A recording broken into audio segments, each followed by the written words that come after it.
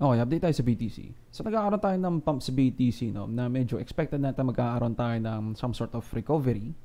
At most likely ang target niyan around sa 0.5 ng Fibonacci retracement na to, potentially, no. So makikita natin nagkakaroon tayo ng some sort of rejection dito, then isa pang run up, no. Makikita rin natin kung mag-zoom in tayo dito, may potential na ABC correction done na to. Hindi natin sure na ganito ang itsura. Meron tayong A, B, C potential dito. Di natin exactly na meet ang 0.5, pero possible na dito tayo sa mga area na to na magre-reject kasi meron din tayong ano, no, some sort of resistance dito. Medyo maliit na resistance. Siguro gitna ng ano ng range na to or point of control ng ano na to, ng range na to. Makita natin mga candles balimbing dito. Magkakaroon ng mga resistance, magiging support, tapos mag-breakdown, magiging resistance, then magdadump, no. So may potential na dito ang C-wave, ha? Hindi natin sure. So, paano natin mababack up yun ng extra data kung ito na ba ang C-wave? So, meron tayong mga fib targets dyan para sa C-wave. So, kung meron tayong A-wave dito, meron tayong B-wave dito, dapat makikita natin, meron tayong 5 waves dito sa loob.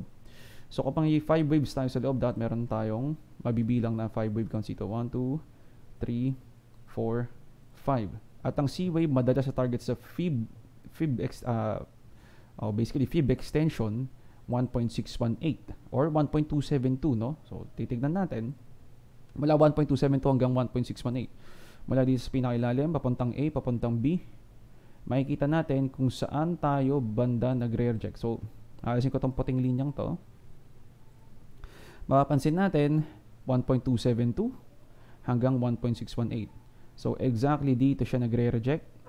Rejection, then isa pang push up. At nagre-reject ulit siya dito. Okay? So, may significance tong area to, no? Etong area to. At etong area to. Basically, dito sa linyang dinrawing natin na to, no? Ito. Yan. May significance na, may resistance dyan. Okay? Pero yun nga, di pa tayo nakakaabot dito sa full retracement neto mula dito sa pinakataas hanggang dito. Hindi pa tayo nakakaabot ng full retracement ng 0.5. So may possibility may weak up pa dyan, hindi natin sure. Pwede rin umabot ng 0.618, no? Hindi natin sure, kung double check natin siguro sa daily, kung gagawin nating possible kayang gawing ano to, candle close. Hindi ata pwede ito, no? Hindi natin sure, pero kung candle close kaya, kasi meron tayong ano, no, falling wedge of some sort sa candle close. Makikita natin, ando dun siya banda sa 1.618 area kung candle closes ang fibs natin. Kasi ang itsura nito, alisin lang natin lahat to, sa falling wedge natin, meron tayong ganito, no, na parang ganyan of some sort. Yan. Nasa mga bandang candle closes ang start ng diagonal line natin. Kasi kapag ganito, hindi siya actually perfect, no? Hindi siya perfect, no? Wala siyang pivot point. Ang pivot point niya dapat dito or dito.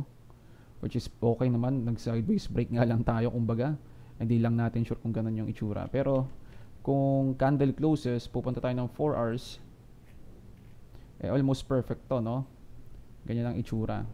Meron tayong 1, 2, 3, 4, 5 pump kalabasan para sa some sort of falling wedge na breakout. So pwedeng ganyan, pwedeng ganito, hindi natin sure. Titingnan natin sa daily ulit. Basically dun lang sa mga candle closes, no? Magkakaroon tayo ng mga week downs, week ups sa kalabasan. Excuse me. Okay, so ano pa ba? Meron tayong pinag-uusapan dito na ano, no, na dating potential move ni BTC sa dito sa medyo higher time frame, kasi nanonood ako ng mga other videos, no. Syempre as 2 to 3 years na experience lang na nag-check ng mga charts. Syempre titingin rin tayo ng mga ng mga ibang charts ng ibang tao, ibang analyst, para rin may matutunan tayo bago, baka ganun, no? May matutunan tayo bago, kaya ma-compare natin yung mga TA natin sa ibang tao, kumbaga sa mga mas may isip natin baka mas magaling sa atin actually, no? Baka ganun. Syempre, yung mga dati kong pinapanood, mga dati kong teacher, pinapanood ko pa rin, no? So, for example, meron tayo dito Pinapanood ko ito si CoinSkid. Bullish na bullish to, no, si CoinSkid. Which is, maintindihan ko naman na bullish siya. Isa to sa mga, sa mga sinusubaybayan ko dati. Up until now naman, nasusundan ko siya. Pero may mga times na hindi ako sumasang-ayon sa mga sinasabi niya. Pero may part dito sa video na to na napapansin niya rin na medyo parehas kami ng basa, no? Which is bearish. Mamaya natin pag-uusapan. Papakita ko muna yung basa ko, no? Nang mabilis. So, meron tayong 5 waves dito na potential na gagawin ni BTC. Hindi natin sure, no? Pero, ang pinaka-argument ng mga tao dito, meron na tayong 3 waves dito at magkakaroon tayo ng 4th wave dito at 5th wave dito. Ang problema dito sa move na to, makikita natin dito sa video ni CoinSkid. Ito, no? Nasaan na ba yan? Ito. So, kung natatandaan natin, ang third wave dapat pinakamalaki lagi. Pinakamalaki lagi ang third wave, ha? Meron na tayong some sort of invalidation dito ng 5 wave counts. Makikita natin to sa first wave, 99.45%. Dito sa third wave, ang sunod na pag-pump nito 95.95% lang, which is hindi dapat nangyayari kapag may third wave tayo. So ang ine-expect nito ni CoinSkid, kung mag-5 waves tayo hanggang dito sa mga bandang ATH area, pero mukhang hindi tayo lalagpas ng ATH. Pwedeng lumagpas, pwedeng hindi niya rin daw, hindi niya ganun ka-sure, pero ang sinasabi niya dito raw ang banda magpa-pump, no? Kasi magkakaroon tayo ng some sort of correction, A, B, C dito, which is makikita natin yan, nadodrawing nyo ba? Ayun, ito. So ito, parehas kami ng basa dito na most likely mag-A, B, C correction, A, B, C dito, bago magkaroon ng isa pang pump. So ganun din dito sa area to, no? Magkakaroon tayo ng potential A, B, C. Pag bullish, dapat hindi tayo lalagpas ng one wave. Okay? Hindi tayo lalagpas ng one wave dito. Basically dito sa white line na to, or gawin nating red line. Kasi napaka-importanteng level netong wave 1 na to. Kasi kapag lumagpas tayo below, invalidated ang 1, 2, 3, 4, 5 pataas. At napakalaking bear market ang kakalabasan nun. So, ini-explain niya dito yan, ha. So, check natin. I-play natin, ha, kung makikita natin yung explanation niya. We lose the 20, everyone gets super bearish, but then we come back up, okay, in our last little wave here, which will be some kind of truncation, potentially into this God candle backtest just there at that descending triangle, possibly making all-time high, but I'm looking at some kind of truncation at the moment because of the, you know, the length of wave 3, and I'll go through this with you for Bitcoin. So, you know, those people... So, ang ine-expect niya, hindi tayo pwedeng mag-ATH, pero mas expect niya hindi tayo mag-ATH kasi yung length ng third wave maiksi itong third wave na itong kakalabasan. So, meron na tayong sign dito na, okay, yung first wave dito, masyadong malakas kumpara sa third wave. Madalas nangyayari yun sa A, B, C correction. May mga ganun na pantay lang ang 1 tsaka 3, or minsan medyo mas mahaba ng onti yung 3, or minsan maiksi ang number 3. Sa impulsive move, dapat laging mahaba ang number 3. Sa nakikita natin, mas malaki ang 1 kaysa number 3. So kapag sabihin natin, 5 impulses nga to, ang 5 hindi pwedeng mas malaki sa number 3. Okay? Ayun ang ine-explain niya dito. So teka lang, hanapin natin yung sinasabi niya kung in case na malulus natin yung wave 1. Can't be any greater than 95%. Ayun, greater than 95% move that we've experienced. So ito, ine-explain niya dito, yung 5th wave hindi pwedeng mas malaki dito sa number 3. Ang 5th wave hindi dapat mas malaki sa number 3. So, most likely hindi pwedeng mag-ATH to. Kasi masyadong malaki ang pump nun. No? Masyadong malaki. Lagpas hindi tayo pwede lumagpas ng 95% kumbaga. No? Ito, basically, ito, no? Kung sabihin natin kung dito tayo sa 4th, di natin sure kung saan yung 4th wave, pero most likely dapat dito sa mga area to. Kasi dito sa second wave hanggang third wave, bandang 95% na to. Etong 5th wave masyado nang malaki para mag-pump. Masyadong malaki to para mag-ATH. So, medyo imposibleng mag-ATH ang 5th wave sa impulsive structure na ganito. Okay? Ayun ang isa sa mga first warning signs kung bakit medyo kailangan natin mag-ingat kung magiging bullish ba tayo ng todo, okay? Kasi kapag naging bullish tayo ng todo, medyo malabong mangyari na magme-mega pump to kung ganto ang structure ng 5 waves. Okay? So ine-explain niya dito, no? Ang target niya lang around dito lang sa mga area to kasi dun lang dapat ang pinakatamang push to the upside nito kung magva 5 waves tayo. Ang problema do sa ano niya, argument niya na yon, lower high to. Hindi nangyayari ang lower high kapag nagkakaroon tayo ng 5 impulse. Ibig sabihin, ganito dapat ang itsura niyan. Meron tayong 1, meron tayong 2, meron tayong 3, meron tayong possible 4, meron tayong 5. Bawal yan na lower high. Possible yan kung ganito ang move. Kung sabihin natin, tapos na tong 4 at 5 na ganito, na higher high na 5 na to, sabihin natin, tapos na, panibagong cycle to, kumbaga. Ibig sabihin, meron tayong 1, 2, 3, 4, 5 kung saan man paparating yan. Okay? So, kakalabas na meron pa lang tayong first wave. So, may possibility pang maging bullish to in the long run. Pero, expect tayo after natin ma-reach ng mga bandang ATH, magkakaroon tayo ng medyo malaking dump dito. Then, tsaka pala magta-third wave. Okay? So, ayun yung isa sa mga senaryo, no? So, hindi ko mahanap yung yung ine-explain niya na hindi tayo pwede mamagsak ng wave 1. Truncation, it can't be any greater than 95%. Okay, so I'm looking for at least Bitcoin to come up to 62251, where I will absolutely entertain selling all my Bitcoins and taking serious profit at that point for Bitcoin. Okay, that's if it doesn't fail, start to break up here like that, or obviously the more bearish scenarios we just start to lose support. We break down below 30861 before breaking the local high at 48956. Bitcoin is a world of trouble. Okay. Okay, so narinig yun. Kapag na-breakdown natin ang 30861, magkakaroon daw tayo ng malaking trouble sa BTC, no? So, exactly dun sa wave 1 na to. So, hindi lang ako yung nakakita, na ito, no? Etong, tingnan natin kung ma-check natin yung value nito.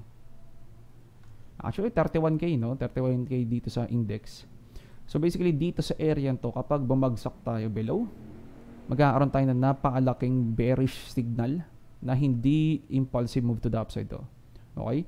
So, ini-explain niya dito sa area to na kapag bumagsak tayo dito, kasi nagkakaroon na tayo ng some sort of change of character na ganito. Nagkaroon tayo ng lower low dito. So, babalik tayo ng 4 hours, ha? Yan, 4 hours. Nagkaroon na kasi tayo ng lower low dito, which is hindi dapat mangyayari kung bullish tayo, no? Dapat na-hold tong area ng 40K, or basically dito rin, no? Pwede bullish pa rin naman tayo kasi na-hold pa natin ang 38K. Yan, na-hold pa rin natin. Pero yung inaabangan natin ditong pump dito, eventually kapag nagkaroon tayo ng some sort of rejection dito at umabot tayo below dito sa unang red line na to, so alisin na natin to, yan, tsaka yan. Pag umabot tayo dito, kailangan masasabi ko sa lahat ng mga nakalong, sa lahat ng mga hindi natin masasabi, no? Baka mali rin ako, no? Pero ang sabi sa impulse wave theory, so hindi lang ako nakakita nito, hindi rin lang ako yung nakakita ng impulse wave theory nato, no? Na kapag bumagsak tayo below dito sa kanya green line, no? Itong green line nato, expect natin meron tayong matinding push to the downside. So exactly sinabi niya dyan, so 30861 before breaking the local high at 48956. Bitcoin is a world of trouble. Okay. Nasa malaking trouble daw si BTC kapag hindi tayo nakapag higher high dito at bumalik tayo dito banda sa ilalim ng 30K area or 31K area. Okay? Kapag bumagsak dito sa sa value niya 3861, sa atin 31K. Okay? 31046 yung sa atin. Kasi yun yung bigay sa atin ni index. Siguro candle closes yung gamit niya. Ganyan siguro yung candle closes ata gamit niya. So baka kaya 30 hindi ko sure no kung saan basta area ng 31K, no? Kapag bumagsak tayo below. Okay? So doon papasok yung natin, yung bihirang mapag-usapan na prediction, which is etong prediction na to. Meron tayong A, B, C correction. Okay, so na-point out niya ba na ABC correction to? Alam ko na-point out niya. Teka lang hanapin lang natin saglit. By truncation. So we've got the 1, we've got the zigzag 2, we've got the 3, okay, then we've got the irregular 4, and then we've got the 5, okay. Then from that point we went... Hindi ito, no? Hindi ko mahanap kung saan banda eh.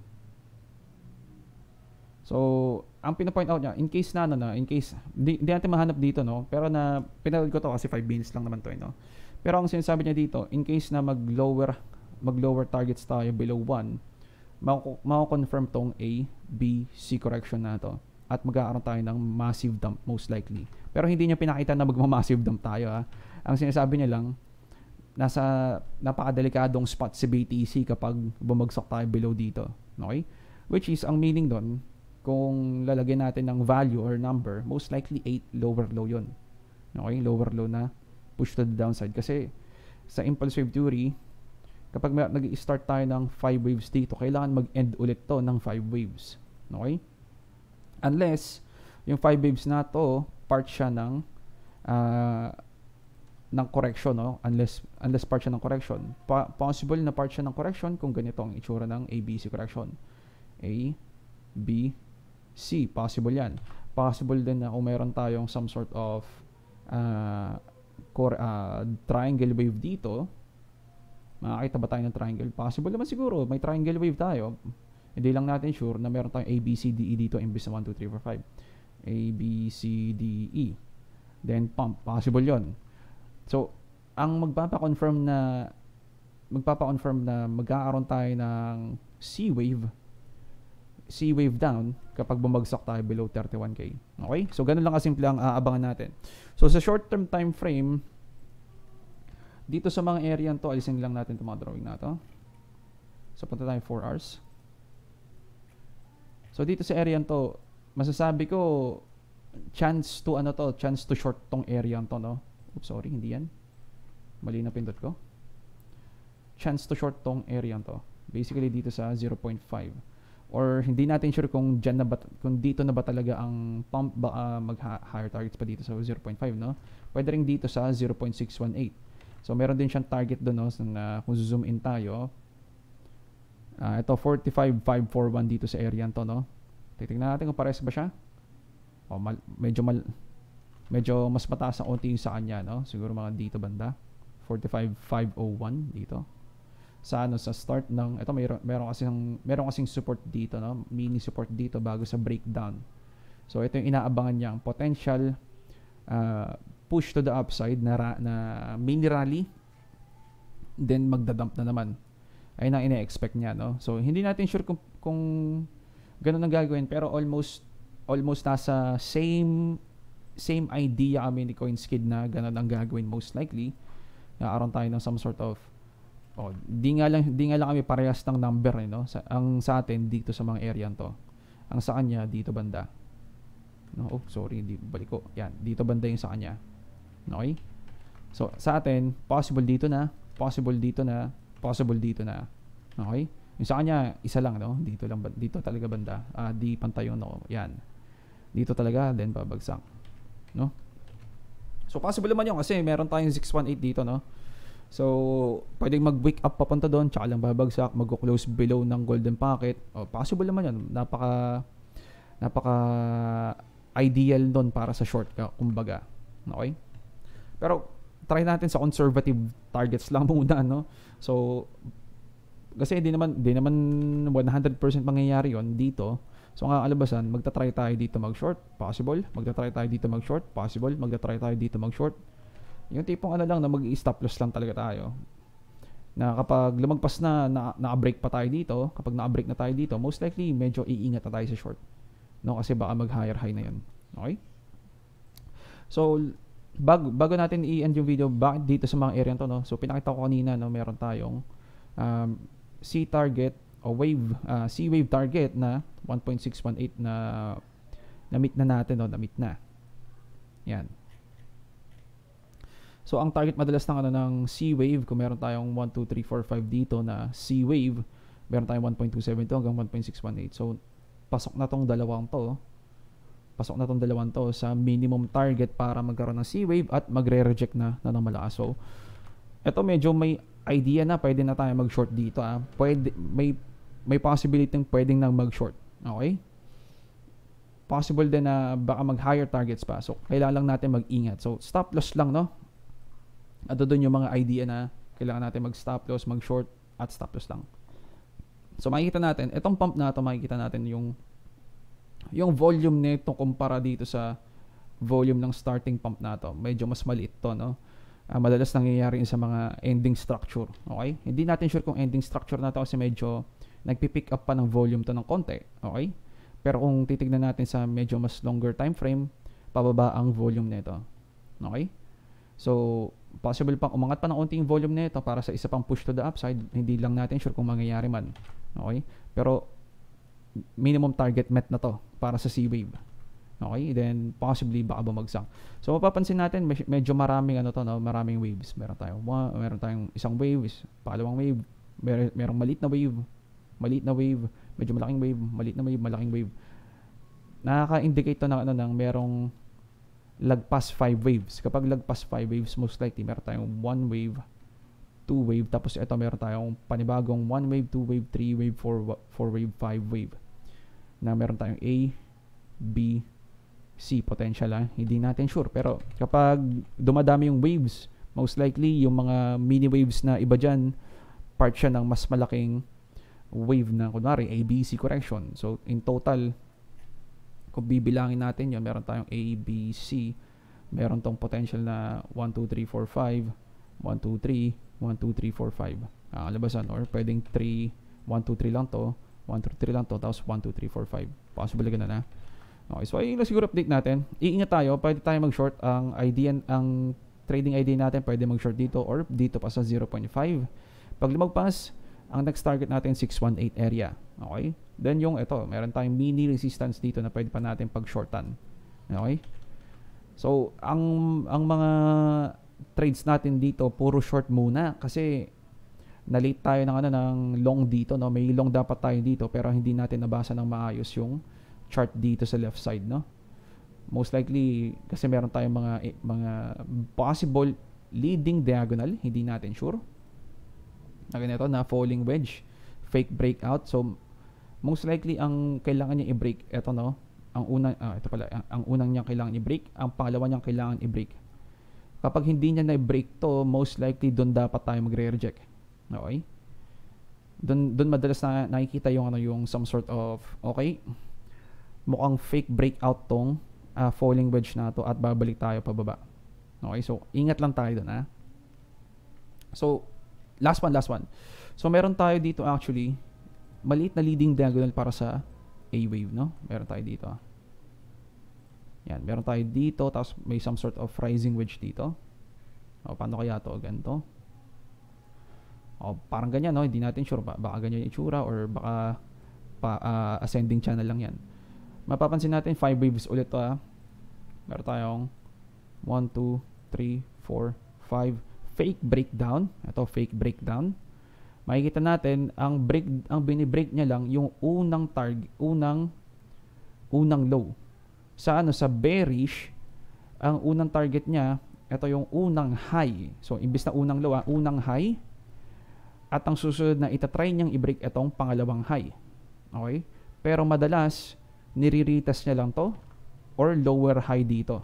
Okay? Lower high. So ando doon na yung minimum target na lower high na siya neto. Okay? So drawing lang natin na ganyan, So example, pakita lang natin. I-break niya ang lower target na to. Pero yung lower low na to, hindi niya i-break. Okay? Kabaliktaran nga lang kapag pa-bearish, which is ito, no? I-break niya tong high na to, yung higher high hindi niya i-break. Okay? So may mga ganyan pa tayo dito sa ito pang leading diagonal na ganito. Okay? Meron tayong leading diagonal of some sort dito. Yan, leading diagonal, pwedeng rising wedge, pwedeng parallel channel lang yan na ascending channel. Mag-wave 5 tayo dito, 5 waves, 1, 2, 3, 4, 5. Mag-fake breakdown. I-break niya yung number 4, yung low. I-break niya yung low. At hindi niya i-break yung lower low. Okay? At dun siya magpa-pump. So, ganun ulit. Baliktad lang dito. So, ganun din dito yan, ha. Buburay natin lahat, ha. So, para mas maintindihan natin, sa number 4 siya madalas nagbe-break, no? So, drawingan ulit natin ng maayos. Yan. Yan, of some sort. Meron tayong some sort of 1, 2, 3, 4, 5. Okay?